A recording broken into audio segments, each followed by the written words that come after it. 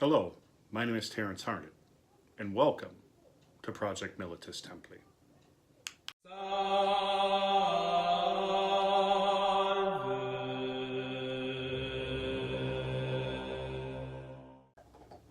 Hello, and welcome back to another installment of Project Militis Templi. My name is Terry Harnett, and today what we're going to talk about is we're going to talk about the different memberships of the Knights Templar. This question comes up all the time as far as what should you portray and stuff like that. So hopefully this will help you. There's two types of membership in the Knights Templar. There is full-time membership, and then there's like a part-time membership. It's not unlike joining the military in modern day, that you would join for a set amount of time and then you would get out. So we'll talk about the full-time members first. First and foremost, you have the stereotypical Templar, which is the Templar Knight Brother. The Templar Knight Brothers are the ones who wore the white surcoats, the white mantles. It's the one everybody thinks of when they hear Templar. In order for you to be a Knight Brother in the order, you would have to have been a noble prior to joining. So the rule, which, as we always say, we always go back to the rule because this is what they went by. The rule says that in order for you to be a Knight Brother in the Templars, you either had to be a secular knight or the son of a knight prior to joining, or of course higher. So if you are the son of a knight, you're still a noble. I mean, your knights were on the very bottom rung of the ladder of nobility, but they're still nobility. So if you had a son, your son is now a noble. So nobles would join the Templars and they would become Knight Brothers.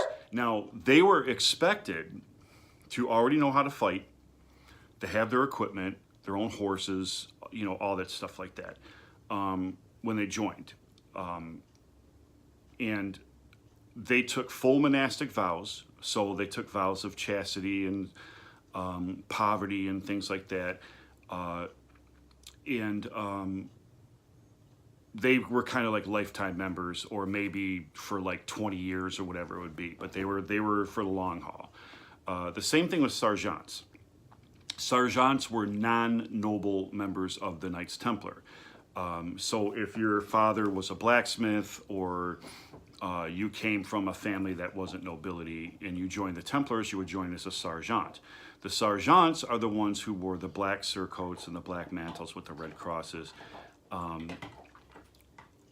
You would assume that the crafting brothers, the brothers that actually did things like blacksmiths and woodworking and masonry and things like that, would have all been like sergeants, because if you were a noble, you would have people to do that stuff for you. You would have serfs or whatever under you that would do that kind of stuff. You wouldn't go out there and do the stuff yourself because you're a noble. So if you are portraying somebody who is a Templar, but you also say that they're a blacksmith or a farrier or whatever, chances are you want to portray as a sergeant. Sergeants weren't really treated as like these lower caste people within the order. They had some pretty important jobs, which we'll get into all that in other episodes. So they took full monastic vows too, and were in for the long haul. They either wore black or brown with their surcoat and their mantle. All of that's in the rule too. So those are the two full-time members of the Knights Templar. It's said that of course, there's more sergeants in the Order of the Templar than there are Knight Brothers. I've heard anything from the ratio being 1 to 10 to 1 to 20. But we're just going to say 1 to 10 now, because I think that's what Dr. Nicholson said. So that means for every one Knight Brother, there was about 10 sergeants. So the sergeants made up a pretty good amount of the order. Everybody thinks of, like, or when they show it on like movies or TV, that everybody's walking around with the white surcoats on and stuff. But no, a vast majority of them would have been wearing the black surcoats with the red cross. Anyway, so next would be confreres. A confrere is a secular person, a secular knight or whatever, who joins the Templars for a set amount of time. So it would kind of be like the modern military, that, I'm not sure exactly what it was, whether it be 6 months, a year, 4 years, whatever. But if you were a secular person, you can go and join the Templars for a set period of time. When you're a part of the Templars, you would take some of the monastic vows, like you would vow to be chaste, and you listen to your commanders and all the other stuff, but you're not a full-fledged monk like the other ones are.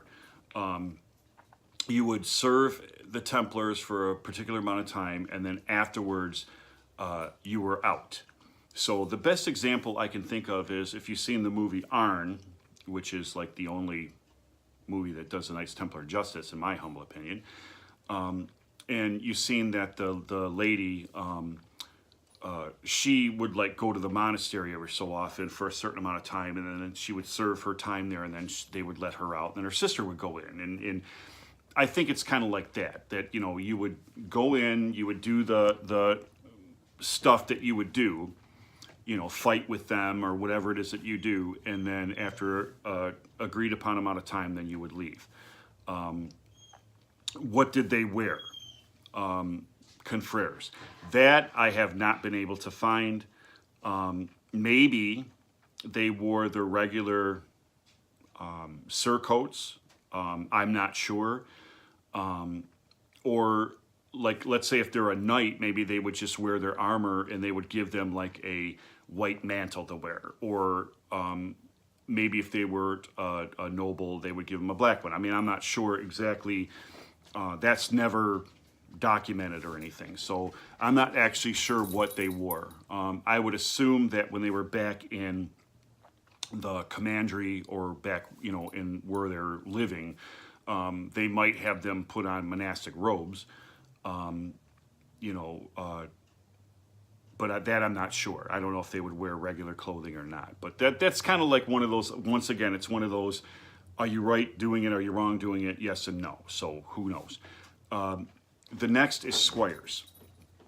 The rule talks about that for every knight brother, they get a certain amount of squires.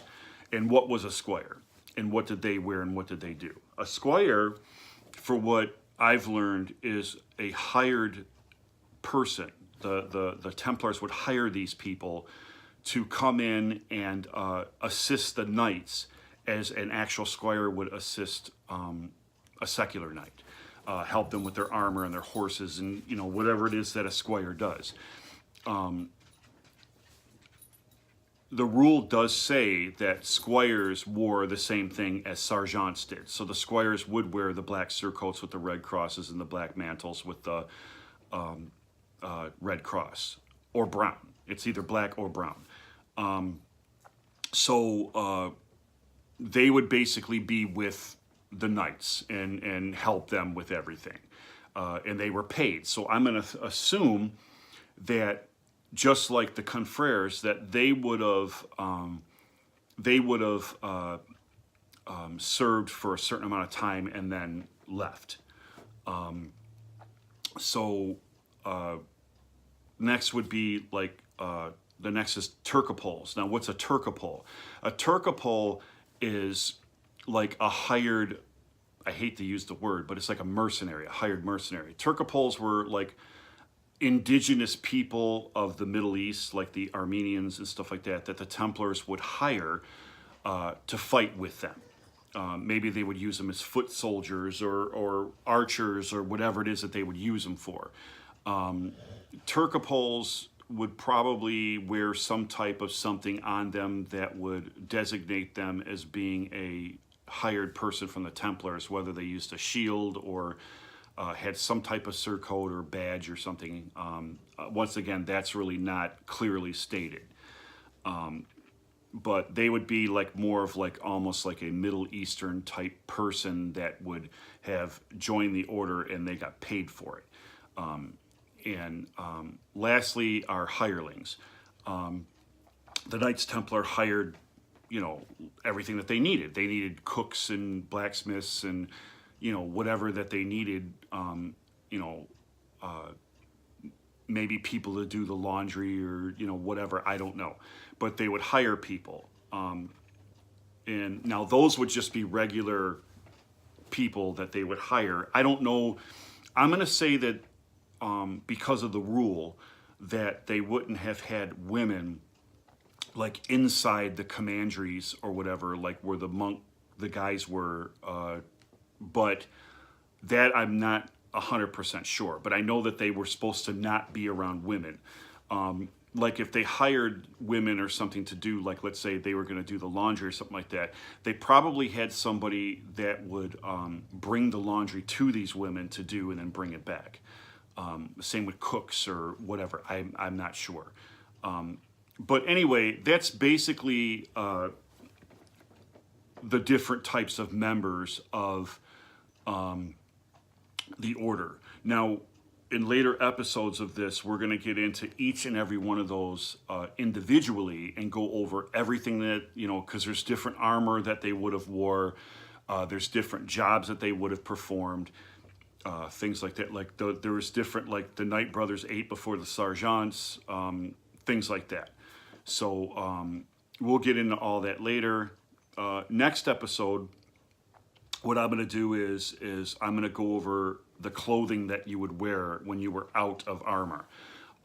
When the weather gets better and I can get outside, we'll go over the armor because I'll put it on and everything and show everybody. But we're going to go over the monastic clothing the next one. So please like this, subscribe to it, and if you have any comments, questions, anything, feel free to put them on the bottom. Thank you so much for watching this, and Deus Vult.